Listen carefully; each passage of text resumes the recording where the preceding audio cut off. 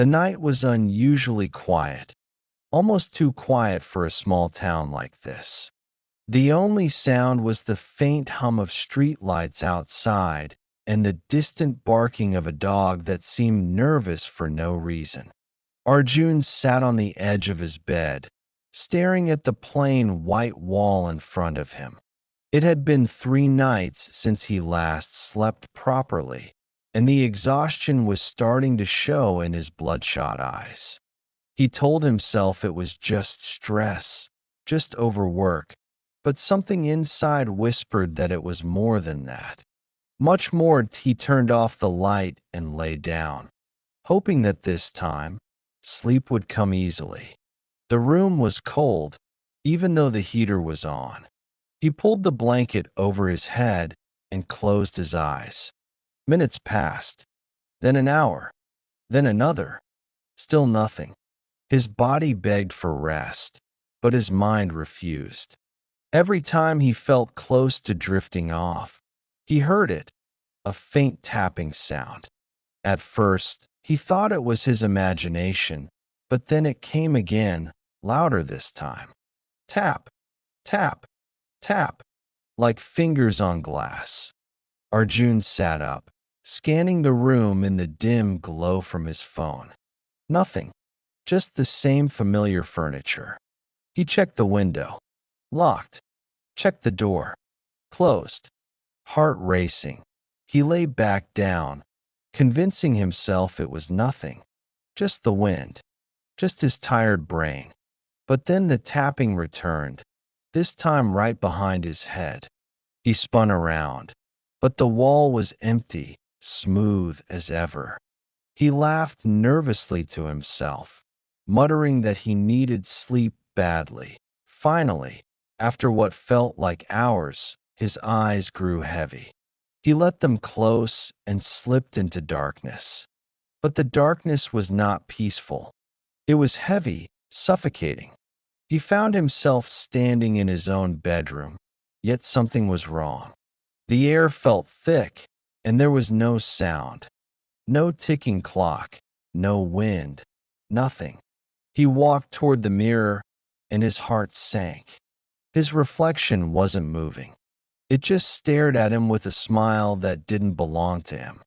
The reflection tilted its head slowly, its grin stretching wider, and then it whispered his name in a voice that came from everywhere. Arjun, Arjun, Arjun. He jolted awake, drenched in sweat, gasping for air. It was morning. Sunlight streamed through the curtains. For a moment, he laughed in relief, but when he turned to the mirror, his blood ran cold. His reflection was still smiling. That day passed in a blur of anxiety. Arjun avoided mirrors. He tried to convince himself it was just a nightmare, a result of insomnia. But that night, as soon as he closed his eyes, the dream came again. The same room, the same silence, the same reflection that wasn't him. This time, the reflection spoke more. It told him things about himself, dark secrets he had buried long ago, things no one else knew. And then it said something that froze his blood. You are not awake. He opened his eyes and found himself lying in bed. But something was off. The sunlight streaming through the curtains looked fake, like a bad painting. The clock on the wall had no hands. He realized with horror that he had never woken up. He was still inside the dream. The reflection began to laugh, the sound echoing endlessly, until it became the only sound he could hear. Days passed, or what felt like days. Arjun tried everything to wake up, but nothing worked. Every time he thought he was awake, he found another flaw in the world around him. The faces of people on the street were blurry. The food had no taste. And every time he saw a mirror, the reflection was there, smiling, waiting. One night, the reflection spoke again. It said the most terrifying thing yet. You've been asleep for months. Your body is dying. When you wake up, it will be me in your place.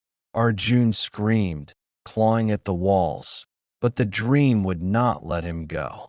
The last thing he remembers is the reflection walking toward him, reaching out of the glass with long, pale fingers. And then, nothing. Silence. The next morning, Arjun's mother entered his room to check on him. He was lying peacefully, eyes open, smiling in a way he never had before.